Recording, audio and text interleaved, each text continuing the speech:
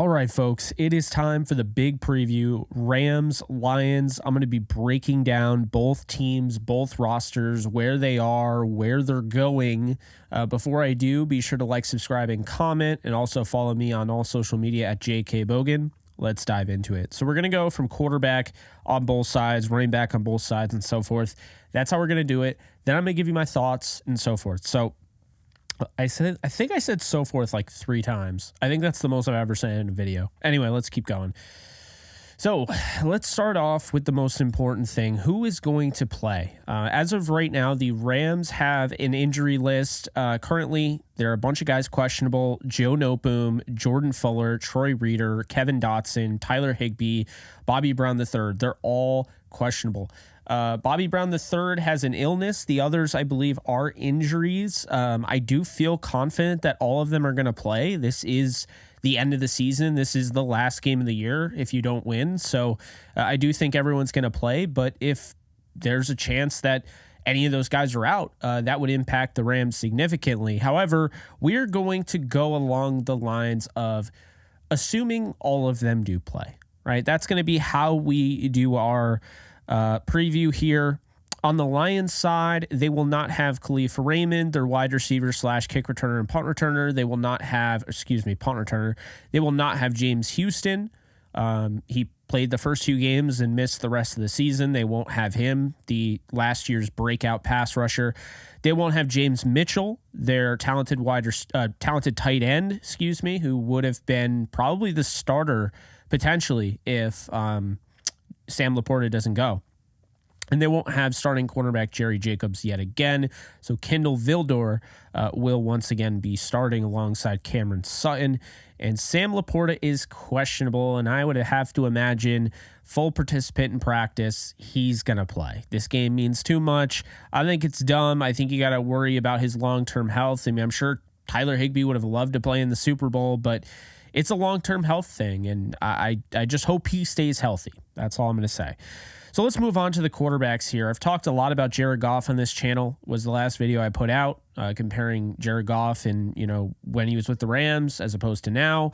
But Matthew Stafford has been very reliable, one of the more reliable quarterbacks in the NFL over the last 8 weeks. You look at what he's done throwing the deep ball downfield. The intermediate portion of the field has actually been his issue as opposed to Jared Goff. He's been picked off quite a bit. We saw that with the Giants. Obviously some airmail throws, but intermediate portion of the field up, over the middle. Overall, he's done a great job keeping the turnover-worthy plays down to a minimum, one of the lowest in the league, and one of the highest in the league are his big-time throws.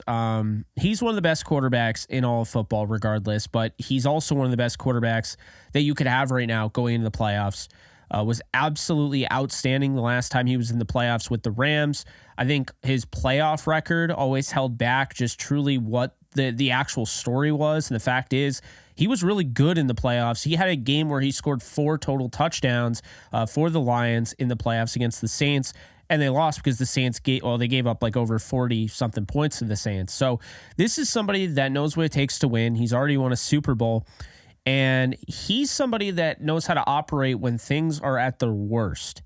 However, the Rams have had a run game this year for the first time in his career since going back to Reggie Bush. They have a 1,000-yard rusher. He has a 1,000-yard rusher, and it has made a world of difference. On the flip side of that, Jared Goff is having a very quality season.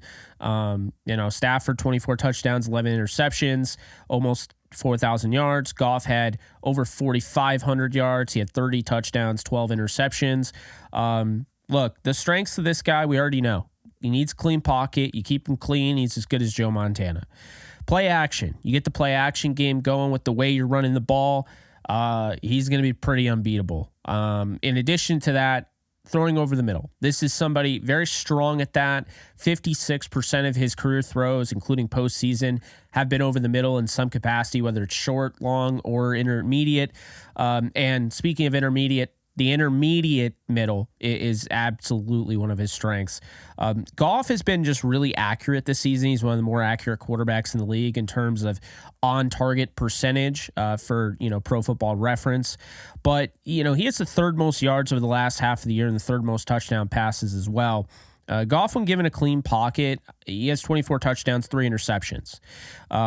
He has thrown 10 touchdowns and only 1 interception when using play action. But the big issue with him is going to come down to, if he's pressured, can he handle it? Because the stats show, the history shows he can't.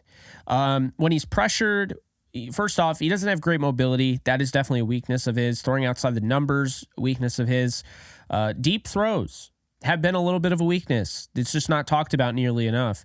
But yes, when he's dealt with pressure, he struggles mightily. He doesn't have a lot of mobility, as I mentioned. So he's not somebody like Lamar Jackson that can just take off and run for 30 yards. It doesn't work that way. He can't reset himself either.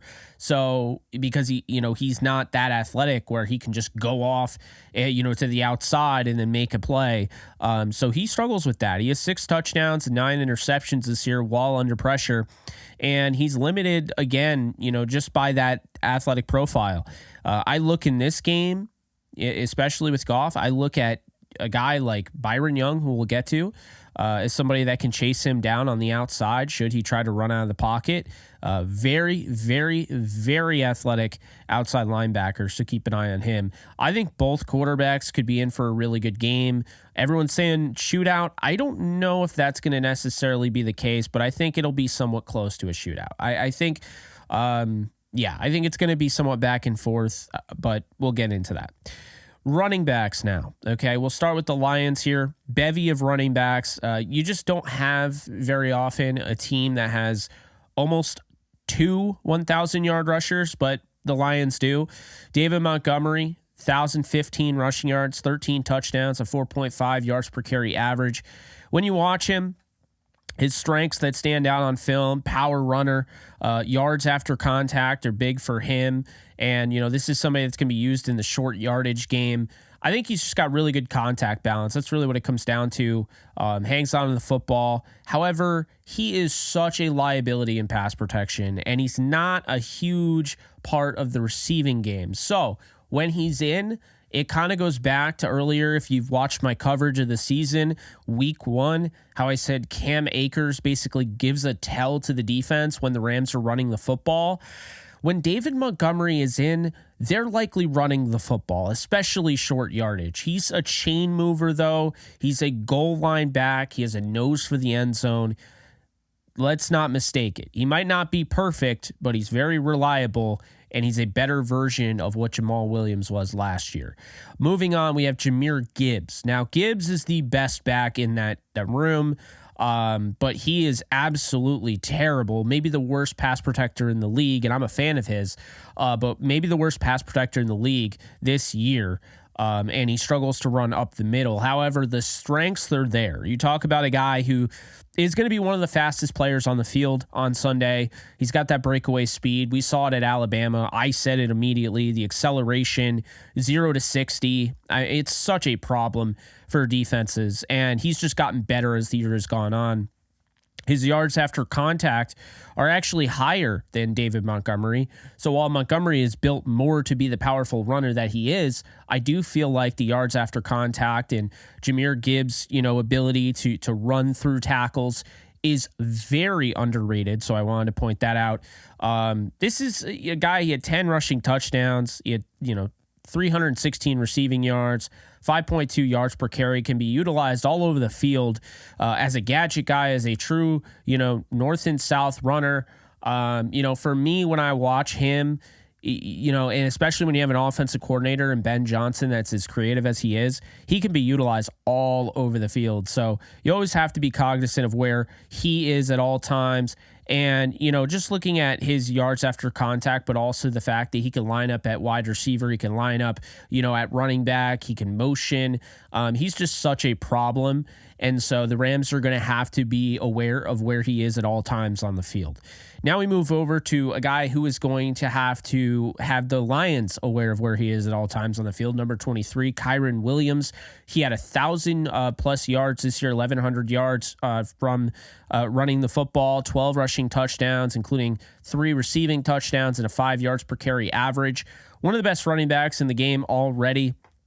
You look at what he can do. The fact of the matter is, the thing that hurts Gibbs and Montgomery doesn't hurt Kyren. He stays on the field because he's great in pass pro. Doesn't give a tell to the defense. You don't know what is coming because the Rams could very well run the ball with Kyren, or they could throw it when Kyren's in. They have all the trust in the world in him. He's got great vision. He forces missed tackles. He does a great job exploding in the first 10 yards. You'll see this guy. He's very quick, and he's going to get those quiet yards where it looks like he's down, but he's able to kind of trip himself for 2 or 3 extra yards, dive forward. Just an excellent running back in his own right. Short yardage and goal line situations, he's so keen, and he's going to pick up that first down or pick up that touchdown. He's got a nose for the end zone. His biggest concerns are going to be the receiving game. The Rams have tried to get him going, and at times they have, but for the most part, they really haven't gotten it going the way they wanted to this year. And I expected more of him out of the receiving game, and he has had some drops, including one that became an interception in week 2 against the 49ers that changed the game. Another one, he has 3 fumbles on the season, so ball carrying, I still have that in the back of my mind to keep in mind, because this is a very crucial game, and if you turn the ball over in the playoffs, it's going to snowball. So Kyren is one of the most important players on the field. He is the engine to the Rams offense nonetheless, and all 3 of those running backs that I mentioned are guys to look out for.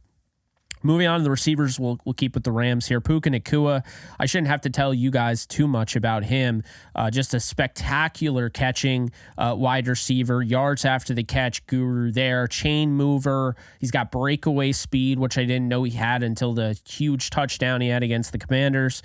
You can use him in the run game. I mean, he's basically a fullback when he's on the move. Sean McVay has done a great job of turning 11 personnel into a position where you could literally take a receiver and use him as a fullback with a running start. So I really like that. Nacua is a great blocker, by the way, and he could also be utilized in the run game and has been utilized quite a bit in the run game. So that's something to keep in mind there. 6 touchdowns, 105 yards, and almost 1,500 yards on the season. The greatest rookie wide receiver season in 104 years of the league. Puka Nacua is a guy you always have to be cognizant of. You have to know where he is at all times. Number 17 can pop off, but another guy who could pop off, and I am very curious if we're just overlooking him. Like if this guy just absolutely tears it up in the playoffs, I won't be surprised at all. Cooper Kupp hasn't played most of the season. I mean, he played 12 games, but 737 yards, 5 touchdowns, 59 receptions. When you look at Cooper Kupp, I mean, excellent route runner, still one of the best in the league just at the position. Yards after the catch, he's made as many guys, miss as far as tackling him as Puka Nacua has in 5 fewer games. So that's something to keep in mind.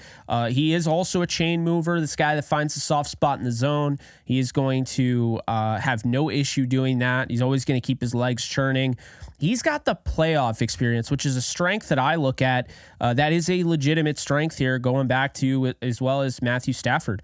Cooper Kupp's been there, done that. He knows what it takes to win a Super Bowl, and he was so keen and so key to essentially win that Super Bowl. He won Super Bowl MVP, so always have to know where he is. The usage in the running game, again, it's going to go hand in hand with all these receivers. He is great in the run game and can be used as a runner. I don't know of many weaknesses. I literally can't think of a weakness that Cooper Kupp has. I mean, you can say, okay, this hasn't been his best year. He's been banged up, and now he just got a rest day. I think he's going to be ready to go, and I think people are starting to sleep on Cooper Kupp, which is really weird because 2 years ago, he was the Triple Crown winner. Anyway, we move on. Demarcus Robinson, 371 yards, 4 touchdowns, 29 receptions. Not bad for not being used until after the bye week for the most part. His route running, I mean, very good. He's always open. He's an old school route runner. Yards after the catch are there. He's a chain mover, reliable target for Matthew Stafford, bigger target for Matthew Stafford.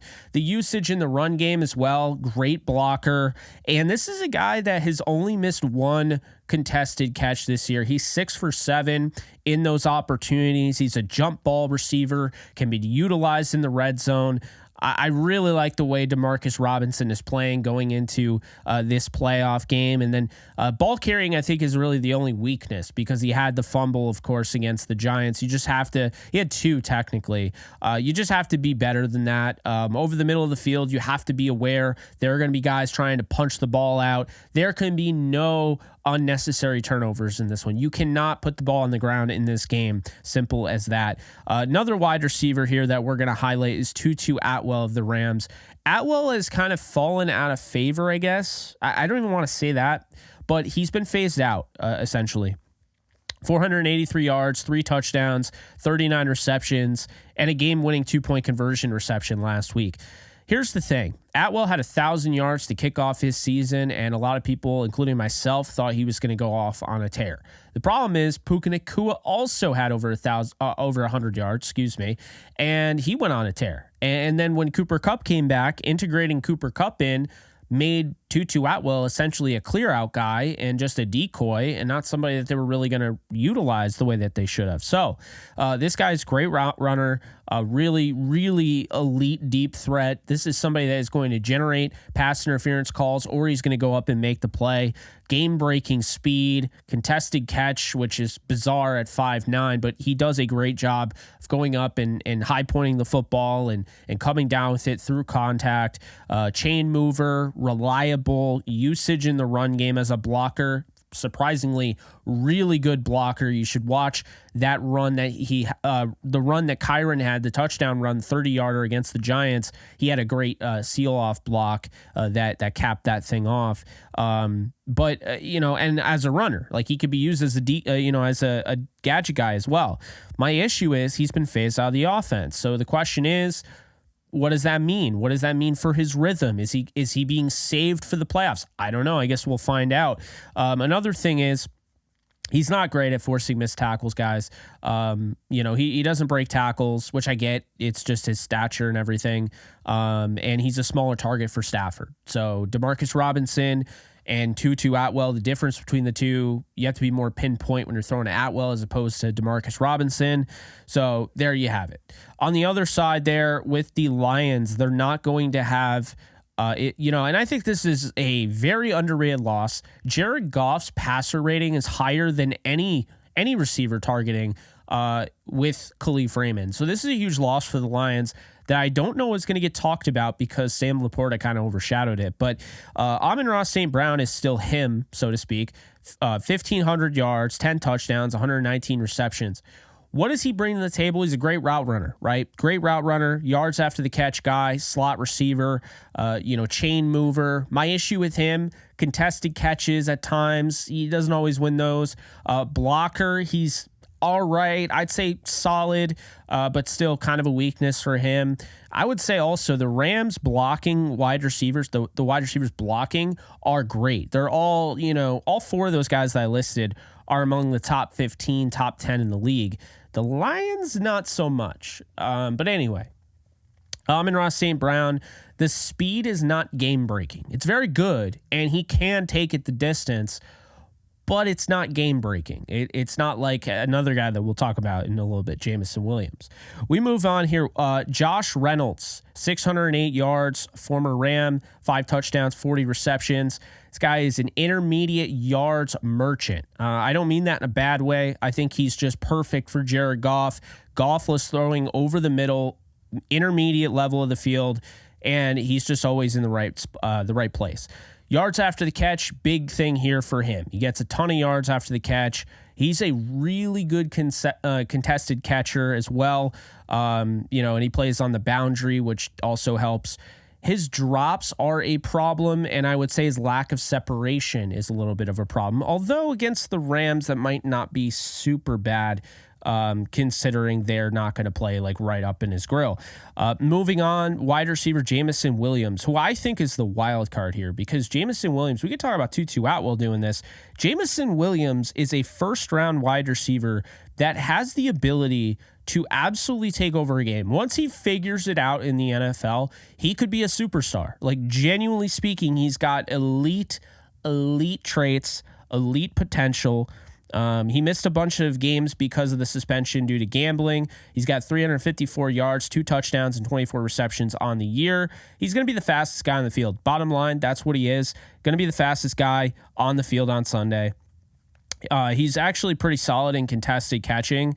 I've actually been really impressed with that. But his yards after the catch, not so great. Blocking, leaves a lot to be desired. The drops are a problem, and the gadget usage to create the opportunities is the concern if you're a fan of the Lions with Jameson Williams. I would like to see him win more off the line of scrimmage, which sometimes, most of the time, he doesn't. You're going to have to try and scheme him up. And again, I think this is going to come with time. I think 2 years from now, I think we're going to be talking about Jameson Williams as kind of like what we do with Calvin Ridley. All right, wide receiver, Donovan Peoples-Jones. I want to bring him up because, first off, big fan of his coming out of Michigan in the draft. 155 yards and 13 receptions.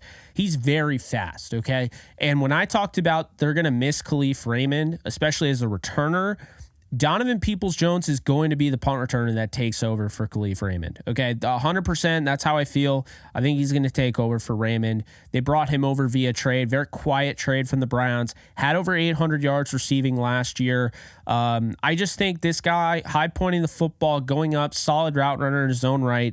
But I'm just really impressed with his ability to go up and high point the football. So I think, he gives Jared, an option there in those contested catch opportunities. He can come down with it just based on his film that I've watched, for a few years now. Yards after the catch is not his thing, and he's not super reliable considering the fact that he hasn't really been around that long, hasn't been giving him a ton of opportunities. And so forth. And then I'll just highlight Antoine Green, who only has 2 yards on 1 reception.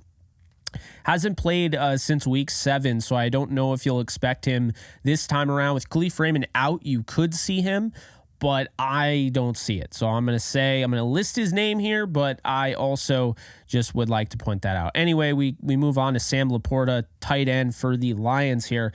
889 yards, 10 touchdowns, 86 receptions.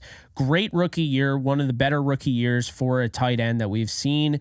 He's got speed. He's a route runner, yards after the catch guy, contested catcher, and of course, he is a chain mover. My issue with Sam Laporta is the fact that he has the knee injury, right? He's got 7 drops on the season. He's not a great inline blocker, okay? So those are the things that I have concerns about, and those are things that I think the Rams can exploit. If you put him in a blocking situation, that is not going to leave you in the best shape. I think this is just straight up, I'm going to say it, I'm going to call it like it is. He's not as good of a blocker as other Iowa tight ends were. He was still my number 1 tight end because I believe he's going to be. I believe you can develop him as such, but he's not the best blocker. And again, I'll say this, the 7 drops are a concern. If you need him on 3rd and 1 and it's the final play of the game and, or 4th and 1, and he drops that is going to kill you. So 7 drops is a concern, but Sam Laporta, make no mistake about it, if he was fully healthy, and again, he could still make plays with the knee, but I'm still concerned about the knee. He is an absolute wrecking ball, though, when he's healthy. Over the middle, he provides exactly what Jared Goff wants for the offense. Brock Wright, for those of you who don't know him, would end up starting if Laporta can't go. He has 91 yards on 13 receptions out of 14 targets this season. Anthony Ferkser's on the practice squad. He would be the only other tight end that they could add for Sunday. So that's something to keep in mind there. Moving on to the Rams tight ends. We got Bryson Hopkins, who just played last week. He's going to be the 3rd Davis Allen is the second here, 95 yards on 10 receptions and a touchdown. Guy catches everything, to be honest with you. He's a chain mover, yards after the catch guy. Solid blocker. I think he's underrated in that department, and he's a contested catch guy. He's inexperienced, though. That is definitely a weakness of his, and not targeted too heavily down the field quite yet. His average depth of target is pretty much not that far away from the line of scrimmage, but he might start should Tyler Higbee not go. If Tyler Higbee goes, though, you're talking about a guy that had almost 500 yards, 2 touchdowns, 47 receptions. He's a good blocker. He's a red zone threat. He's a chain mover, contested catch guy, and he's versatile. I mean, whether you want to use him in the slot, use him on the boundary, use him in line, use him at fullback, he can do it all kind of there. But the issue with him is going to be the fact that he does have drops, key drops that have hurt them this year, 4 of them, and he doesn't make guys miss like he used to. He does break tackles. He does, get some yards after the catch, but not on the level he used to. He was battered with injury this year, so we'll see what ends up happening, but I figured I'd mention that. So offensive line here, we'll stick with the Rams. Left tackle Alaric Jackson is allowing 39 pressures on the season, 1 sack, and a 96.2 efficiency rating on 516 pass rush snaps. He also has 3 penalties. He's solid in the run game, solid in the pass game, but good rushers can really get to him. So I'll be curious. I'll be very interested to see if they move Aiden Hutchinson out there at times to kind of keep Alaric Jackson off balance.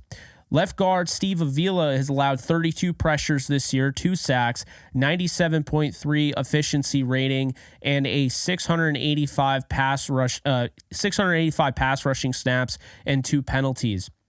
What you get with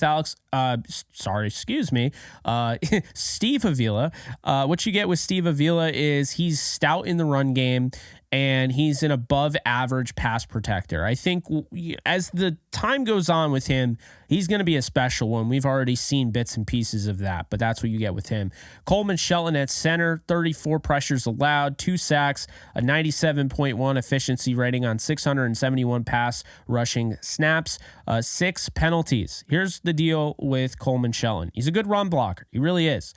But the stats don't really show. The film does. He's a below average pass protector. He really is. He struggles handing off duties in stunt situations as well. He will get overpowered by bigger interior defensive linemen and will get blown off the ball by quicker ones. He is somebody that can hurt you if teams are aware of how he can hurt you. And we saw that with the Giants. His ability to pass off the duties when he and the communication in those stunts have hurt the Rams in the past. I'm not trying to go all out on him, but it's something to keep in mind. Right guard Kevin Dotson, who probably should have been a Pro Bowler this year, 20 pressures, 4 sacks, 97.5 efficiency rating. You have 520 pass rush snaps this year and 2 penalties. He is an elite run blocker. When you run to the right side with him and Rob Havenstein, who I'll get to in a minute, you are going to see results. He's also a much improved pass protector this year, and that is saying something because that's something that he struggled in going back to Pittsburgh. So Kevin Dotson is one of the bigger names on this offensive line for the Rams. And of course, I would say the biggest name is Rob Havenstein. Big Rob has been around for a minute now, 23 pressures given up this year, 2 sacks, 97.4 efficiency rating on 570 pass rushing snaps, and 3 penalties. He is an elite run blocker, just like Kevin Dotson. He's a stout pass protector. My only concern with him is he's susceptible to speed rushers. Aiden Hutchinson could give him a problem. So we'll see how they defend Hutchinson, but that's going to be interesting there. On the flip side of this, with the Lions offensive line, you have left tackle Taylor Decker. Decker has allowed 38 pressures on the season to Alaric's 39, by the way. 8 sacks to Alaric's 1, by the way. And he has 96 efficiency rating on 569 pass rushing snaps, 7 penalties. penalties. What you get with him, he is stout in pass protection. It's been a little bit of a tough time this year for him, but overall, he is a stout pass protector, and he did come back from injury, to be fair. He's an above average run blocker, and he's reliable, but he struggles against speed rushers, and that's why I've pinpointed Byron Young being a huge mismatch here and potentially winning that battle and deciding the game even if he can do enough there. The penalties are a problem there. Obviously, 7 penalties. And, he's just not a mauler in the run game. So that's also another thing. Left guard, Jonah Jackson. What do you get with him? 24 pressures, 2 sacks, a 96.8 efficiency rating on 423 pass rushing snaps, and 5 penalties. He's average in pass pro and run blocking, and he has missed 5 games. He's kind of your average guy. Not bad, not great, and not awful, but kind of just average there. That's Jonah Jackson for you. Frank Ragnow, however, their center, is an elite center. He might be, if it wasn't for Penei Sewell, a right tackle, the best offensive lineman playing on Sunday. He is outstanding. 18 pressures allowed, 1 sack, a 98.3 efficiency rating on 576 snaps. You have 3 penalties. He is an elite run mauler. Okay, this guy is ferocious. He has that mean streak that we all love to watch when we're watching offensive linemen. Quality pass protector, and he's one of the best in the league at center, if not the best, and I would honestly say he might be the best center in the league. Right guard, Graham Glasgow, 39 pressures, 2 sacks, a 96.5 efficiency rating on 614 pass snaps and 5 penalties. He's a very, very good run blocker, but he's a below average pass protector, and that is something to keep in mind, especially when you have guys like Kobe Turner and Aaron Donald. Right tackle, Penei Sewell, 20 pressures, 1 sack, 98.4 efficiency rating, and of course on 674 pass snaps, 7 penalties. He's elite across the board. Aside from the penalties, this guy might be the best damn tackle in the league right now. He is so stout. And, shout out to them for actually picking him instead of a receiver. I'll just say that right now.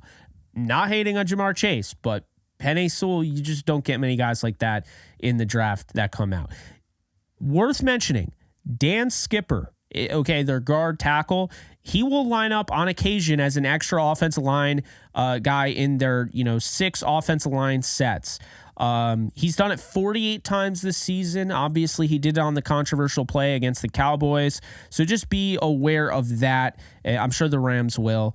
Keep in mind, this Lions team likes to get a little freaky when it comes to their play calling and taking chances and being aggressive. That is their mantra, and that is their identity, and it goes through the DNA of having Dan Campbell as their head coach. We move on to the defensive side of the ball here. Aaron Donald, 84 pressures, 8 sacks, 44 tackles, 31 stops. What can I say? Aaron Donald is the best damn player in this game. Aaron Donald is an elite pass rusher, an elite run defender. He's just elite. Like, he breaks games wide open. What is going to be very fascinating is how the Rams are able to do things against a guy like Frank Ragnow at center, because he's so intelligent and he's so quick to react, and he's such a damn good player that if you try to do those stunts to take advantage of him, he's so good at passing up that opportunity and, communicating with his guys that it might not go the way you want it to. So it's going to be very interesting to see how they attack this interior offensive line of the Detroit Lions, but Aaron Donald is elite. Kobe Turner, speaking of a guy who is playing very well right now. Kobe Turner, 48 pressures, 9 sacks, by the way, team high, 45 tackles, 36 stops. He's a great pass rusher. He comes in on pass rushing downs, and he's a solid run defender that doesn't get enough credit in that regard. Kobe Turner is going to be a problem for the Lions right now. I'm telling you, he, Donald, and guys like Jonah Williams and Bobby Brown, you have to be aware of, because they are starting. This defensive line is starting to get hot. I keep saying it. Bobby Brown, speaking of which, Bobby Brown III, 6 pressures, 1 sack, 31 tackles, 14 stops. Missed a bunch of games, of course, due to the injury he suffered in week 5 against the Eagles.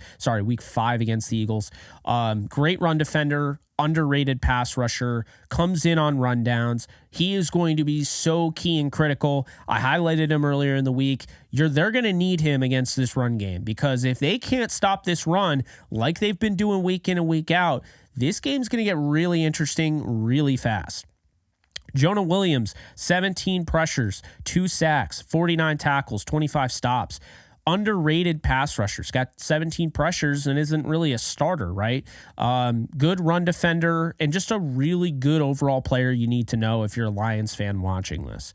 Laurel Murchison has 5 pressures, 17 tackles, 9 stops. Just a really balanced rotational defensive lineman in his own right. And Desjuan Johnson, who is, of course, the Mr. Irrelevant of this season, has 5 pressures, 2 sacks, 7 tackles, 5 stops, and got the game-winning forced fumble last week against the 49ers. He's a much better rusher, and he has become a much better rusher as the year has gone on. Looking over with the Lions, though, the interior defensive line, we start with Aleem McNeil, who is so important for the Lions to stop the run. You're talking about 34 pressures, 5 sacks, 29 tackles, 19 stops. He is a gap eater. His issue, though, is while he does, eat the gap, he creates, he plugs the hole, if you will. His biggest issue, missed tackles. He's not a great tackler. So that's something to keep in mind. Solid pass rusher, but more of a run defender in his own right. Levi and Wuzuriki, man, I love this guy in the draft. I remember when they got him. 10 pressures, a sack, 4 tackles, 4 stops. He hasn't played many snaps this year, but he's starting to really come on as he's gotten more snaps over the course of the year. And this is a guy that flashes big-time pass rusher potential. He lacks in the run game, but if he makes a big play in this one, I won't be surprised. They randomly cut Isaiah Buggs, who played 10 games for them. So right now they have Tyson Alu and Broderick Martin. And I don't look at either of them as really difference makers. I think Broderick Martin is obviously the better player. Alu is a little bit older, over the hill, but Wuzuriki and McNeil are the most important guys that you need to know. Okay. Looking at the edge defenders, okay? Obviously, let's just first start off by saying this. When you're talking about the Lions, they're playing a different defense, okay? And I need everyone to know this. The Lions are playing a 4-3 base defense. The Rams are playing a 3-4, but they don't play just a 3-4. Kind of a multiple here. They play all different, you see all different formations from them. But anyway, let's dive into it. So on the Lions side, you have to be aware, everyone has to know where Aiden Hutchinson is at all times. Their defensive end has 101 pressures, which is only behind Micah Parsons this year, 11 sacks, 38 tackles, 31 stops. What you get with Aiden Hutchinson is an elite pass rusher that can absolutely take over the game if you let him. He's one of the best in the game already at the position, and as a run defender, he needs to get better. And he's really struggling as a tackler. So something to keep in mind there. He's missed 12 tackles this year. So that's something that you could attack him with, but you have to know where he is and you have to have a plan, similar to how the Rams did against the Browns when they blew them out. I know Myles Garrett wasn't 100%, but they did a great job of bottling him up and using some chips to keep him off balance. They're going to have to do it again with Aiden Hutchinson. However, this is one of the most lopsided defensive lines I've ever seen in my life.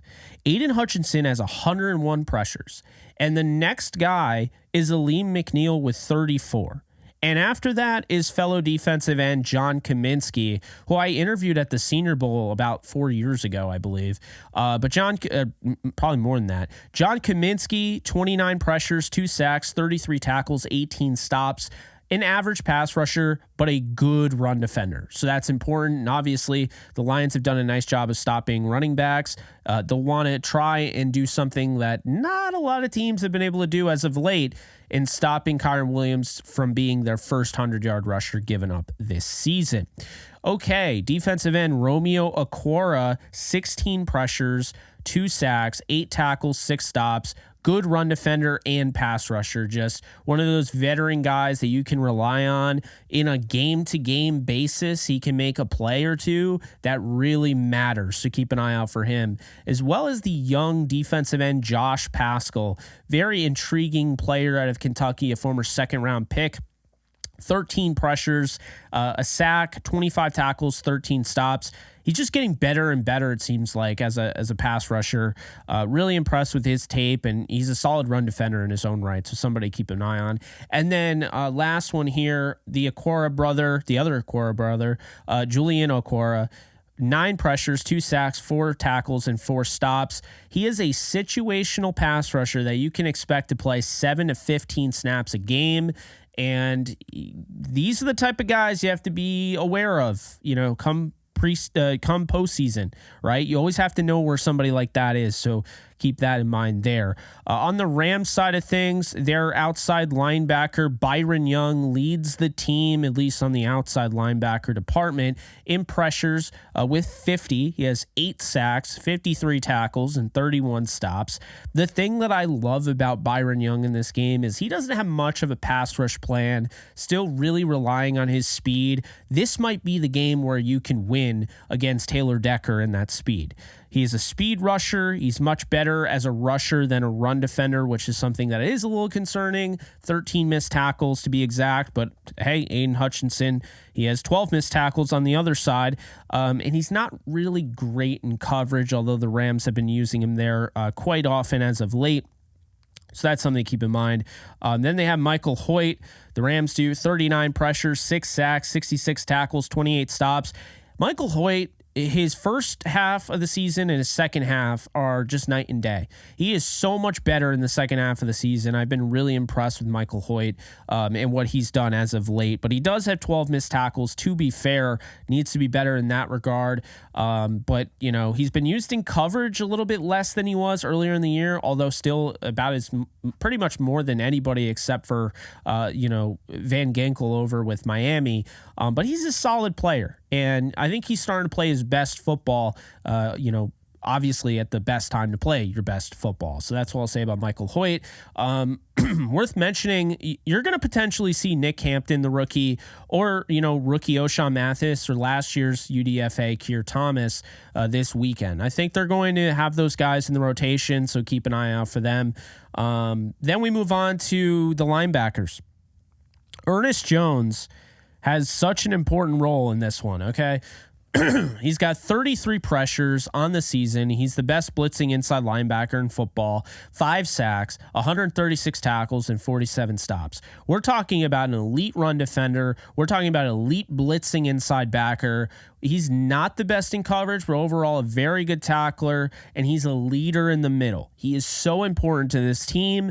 And, honestly, when I was watching him against the 49ers, or I was watching the 49ers week 18, I just kept thinking if they had, Ernest Jones, just think what they would have been able to do, a lot of those on the first drive of the game. So, he's huge, and, the Rams are definitely 100% going to be happy to have him back playing. Great to be able to rest him last week. Christian Roseboom is the next guy here, and as of late, he's starting to lose snaps to Troy Reeder. He's got 4 pressures, 73 tackles, and 31 stops on the season. He's been a poor tackler. He's missed 18 tackles this year. He's struggled in coverage, and he struggled in the run game. To be honest with you, he's been really struggling as of late. I like the guy. I like the story. Obviously, UDFA, it's a starter, great stuff, but as of late, I might start Troy Reeder if he wasn't such a liability in coverage. Reeder, however, he's played better as of late, and he's been a better run defender, so he's somebody to keep an eye on. On the flip side of that, the Lions, obviously playing a 4-3, have a middle linebacker, a strong side linebacker, and a weak side linebacker. So, starting off with the middle linebacker, the Rams know well, and I love the irony here because Jared Goff had his helmet, his face mask pulled in the NFC title game against the Saints. That was not called against Alex Anzalone, who's sitting there as their middle linebacker. Alex Anzalone, 25 pressures, 3 sacks, 116 tackles, 48 stops. He's the best coverage linebacker on the team. He struggles, tackling. That's a problem. But he's a good blitzer. I think you're just looking at a pretty average to a little bit above average linebacker that the Rams could be able to exploit with that defense or that offense, The strong side linebacker, Derek Barnes, 19 pressures, 1 sack, 79 tackles, 32 stops, solid in most areas, but struggles in coverage the most. So they could also take advantage of him. They could also take advantage of the weak side linebacker and rookie first-round pick, Jack Campbell, who I don't believe is related to Dan Campbell, but I've never looked it up. 9 pressures, 2 sacks, 88 tackles, 25 stops. He's the best run defending linebacker on the team, but he struggles in coverage, and he's not a bad blitzer, so keep an eye out for that. With the corners here on the Rams side, you got cornerback Ahkello Witherspoon, who has allowed 48 of his 98 targets, 713 yards, and 5 touchdowns, although I'm going to say this right now, only 3 of them were really touchdowns. I think they charged him with some touchdowns that the safeties gave up, those 2, especially the one to Dallas Goedert. So I wanted to throw that in there. He also had 3 interceptions, 77.5 passer rating, 10 pass breakups, and 4 penalties. He is the best cornerback on the team. He's got an elite speed, elite speed and size combination. He's very good in run support. He's the best deep ball corner they have, and he is the only ball hawking corner they have until hopefully Kobe Durant wakes up. Speaking of Kobe Durant, has allowed 26 receptions on 42 targets, 370 yards, a touchdown, 98.3 passer rating, 6 pass breakups, 3 penalties. He's a solid coverage corner who teased elite game-breaking ability last year, but hasn't come down with an interception at all this year. He's somebody that feels like he's due. Let's keep an eye on him. Moving on, in the star role, Quentin Lake, who I think needs to be talked about more. 34 out of his 48 targets he's given up, 245 yards, 2 touchdowns, 96.3 rating, 5 pass breakups, and 3 penalties. What you're getting is a rock solid across the board football player. He's excellent run supportive, defensive back, tackling. He's great. Good in coverage, good at limiting yards after the catch, just takes the right angles. Very, very technically sound player and intelligent. Quentin Lake is probably the best safety on the team, and he's one of the best defensive backs on the team, no doubt about it, regardless. Cornerback Darion Kendrick. He's allowed 43 catches on 69 targets, 623 yards, 4 touchdowns he's given up, 1 interception, 104.9 passer rating targeted, 7 pass breakups, and he has 11 penalties. So with Darion Kendrick, you're getting somebody that really his highs are very high, his lows are very low. He's only allowed 2 receptions in the last 3 games and 55 snaps. My concern is always going to be the penalties. Okay, he has not missed a tackle since week 12. And like I said, he's only allowed 2 receptions in the last 3 games. But he already has 11 penalties under his belt. And you could say clean slate all you want, but everyone and their mother is going to be looking at Darion Kendrick a little bit closer this time around, especially the referees, who are going to be well aware that one has had a lot of penalties this year, so keep that in mind. Looking at the corners over on the Lions side, you got Cam Sutton from the Steelers they got in the offseason. 60 catches he's given up out of 89 for 889 yards, 5 touchdowns. He's only had 1 interception, and he's allowing 113.9 passer rating, 5 penalties. He's the number 1 corner on the team, but he's struggling in coverage. And, while he's okay against the run and he could blitz, he's really struggled in coverage this year and not playing at the level that I saw in Pittsburgh. Moving on, we have cornerback Kindle Vildor. I might as well call the Lions the Senior Bowl team because for whatever reason, they have all these guys. And I'll tell you right now, I have been a big fan of Kindle Vildor going back to when he came out. But anyway, he's given up 9 of his 15 targets for 195 yards and 2 touchdowns, 143.8 passer rating and 3 penalties while filling in for Jerry Jacobs, who again, he will be filling in for. Fantastic in run support. I think that's something that needs to be said. Vildor's playing for a reason. He might be struggling in coverage, but so is everybody in the secondary, it seems like. However, he is outstanding in run support, and that's something that needs to be said. And, he's going to offer a little bit in the blitzing game. So keep an eye on that, depending on how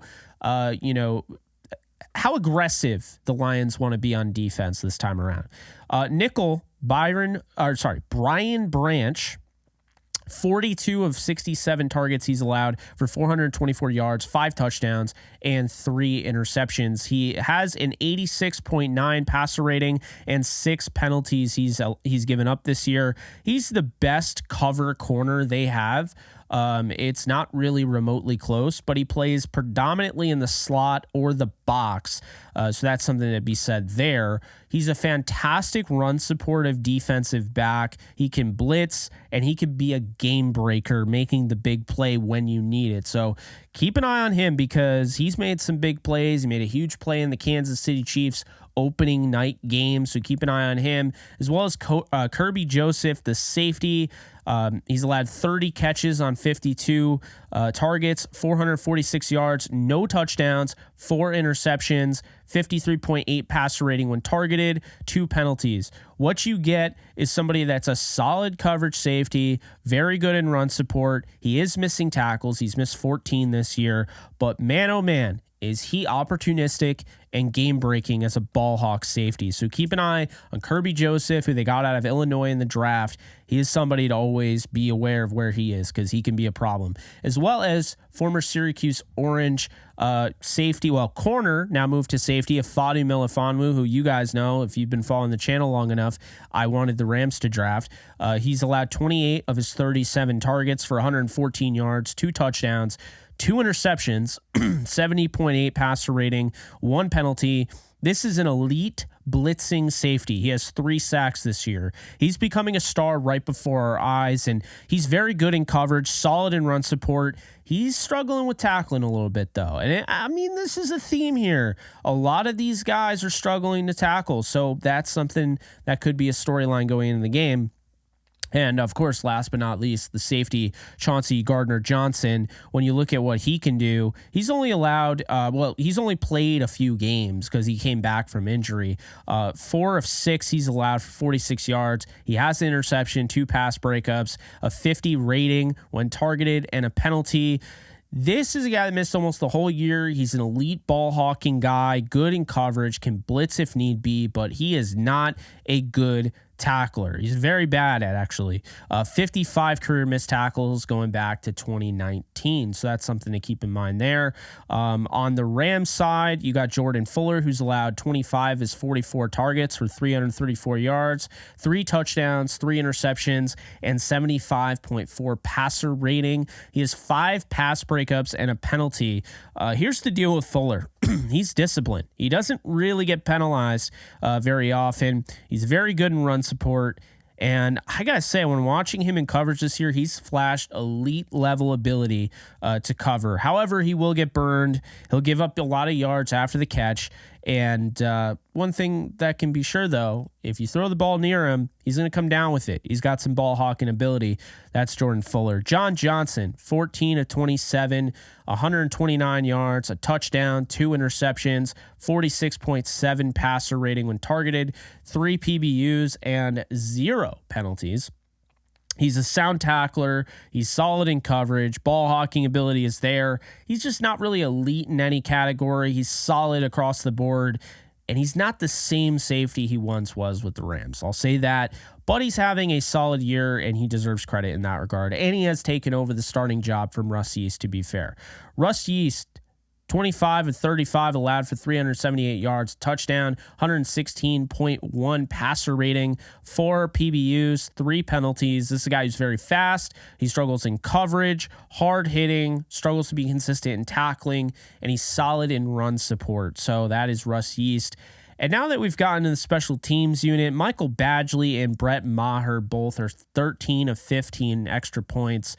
Maher 17 of 23 from field goal range in 8 games, only missed 2 inside of 49, whereas Badgley is 4 for 4 from field goal range, and he did that in 4 games, but he hasn't attempted anything outside of 49 yards, so that'll be interesting there. Look, I got to be honest with you. Looking at this game, I see a lot of opportunities for both teams to exploit, okay?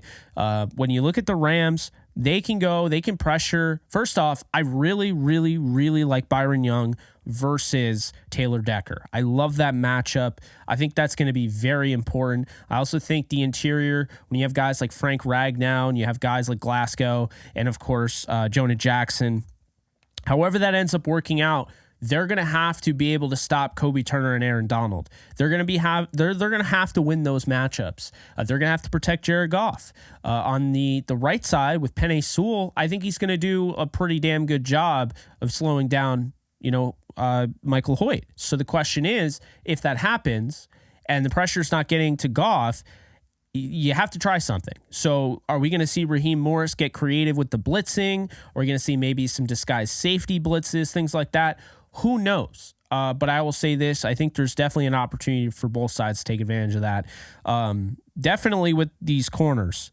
The Rams are susceptible to giving up the big play as of late, but they weren't doing it earlier in the season. I think Ahkello Witherspoon only giving up 48 of his 98 targets is very telling. The fact if he wanted to shadow a guy like Amon-Ra St. Brown, he could. And if he took him out of the game, I don't know how the Lions win this game. At the same time, I also think looking at the Lions secondary, Cameron Sutton gave up over 880 yards. Kendall Vildor struggled. Brian Branch is really good and opportunistic, but he plays in the slot. So maybe is he going to take Puka Nacua? Is he going to take Cooper Kupp? It's not, you can't double any of these guys because of the way Sean McVay runs his offense. So that's something to keep in mind there. The offensive line, they're fairly even. And that's something I wanted to point out here. You have Alec Jackson with 39 pressures. You got Taylor Decker with 38. You got Avila with 32, Jonah Jackson with 24, but he missed 5 games, and Avila played 17. You got Coleman Shelton with 34, Frank Ragnow has 18. Way better, not even a comparison there. 20 for Kevin Dotson, and 39 for Glasgow, 20 for Penei Sewell, 23 with Havenstein. I think this is a more even offensive line matchup than people are giving credit for. I think a lot of people think they're just going to, run roughshod of the Rams offensive line. As of late, they've played very well. And then the receivers. We have still yet to see a team be able to slow down the Rams receivers when you have Puka Nacua, Cooper Kupp, and Demarcus Robinson out there doing their thing with Matthew Stafford and Kyron Williams. This is one of the toughest offenses in the league to stop. And looking at the Lions, I still think a big loss in this game that could be huge, regardless if Sam Laporta plays or not, is going to be Khalif Raymond, because not only what he can do and take advantage of a kind of down secondary there, or not secondary, special teams unit for the Rams, but, this is somebody in Khalif Raymond that can help you on those third downs. Again, Jared Goff has the best passer rating when targeting Khalif Raymond. So that's something to keep in mind there. But all in all, I think the Rams end up winning this game 28-24. I think that the Rams just have so many different ways that they can go. And, God forbid the Lions do stop Kyron Williams. I think Matthew Stafford has already been in the position where he had to play without a run game in the past. And he's so, just so used to that, where I think, he can make things happen. And of course, Jared Goff played against Raheem Morris in 2021. So they're still filming that. Jared Goff is a better quarterback than he was in 2021, but the tendencies are still there. And the Sean McVay familiarity, I don't think it goes both ways. I don't think you can say that the Lions know Matthew Stafford as well as the Rams know Jared Goff. Things have changed for sure, but Sean McVay knows his old quarterback, knows him like the back of his hand. He spent 4 years with him after all. So that's how I see it. I think what we can expect in this game is that the Rams are going to play their style of football. They're going to be a balanced team. They're not going to push to try to get Stafford 400 yards because he's going up against Detroit. They're going to win this football game. They're going to do everything in the best interest of their football team. The best thing that they can do is protect the football. No turnovers, and I don't see how the Rams lose this. If you were to tell me that the Rams lost this game and the Lions didn't force a turnover, I wouldn't believe you. I just simply wouldn't believe you. The only way I see the Lions winning this game is if they force Matthew Stafford into a few interceptions. If they force, a Demarcus Robinson or a Kyron Williams to fumble. If they don't force any turnovers, I don't see it. And if the Rams force at least one turnover on Goff, I don't see how they lose either. I think the Rams have a really good matchup here. At the same time, on the Lions side, The Lions are an opportunistic defense. They give up a lot of yards over the top, but you have Kirby Joseph, who's coming down with 4 interceptions. You have Ifeatu Melifonwu. You have Chauncey Gardner-Johnson that had 6 last year. These guys can also make plays. So Matthew Stafford is going to have to be on his best behavior, not throwing this ball away, not turning it over, play like he did before the Giants game. But obviously that film's out there. We'll see if the Lions do anything similar to what the Giants did, see if they can figure things out. I do think the cold impacted that more than anything, but I think the reason why I'm so confident in the Rams is they're just the hotter team right now. If you look, they're battle tested, the strength of schedule. I mean, they really have earned everything that they've, received this year. Not saying that the Lions haven't, but the Lions didn't start 3-6. Now, did they? And the Rams ended up winning 7 of their last 8. They're the hottest team in the league. Their offense went from bottom of the league at one point, or looking like they were going to be in the bottom, to in the top 10.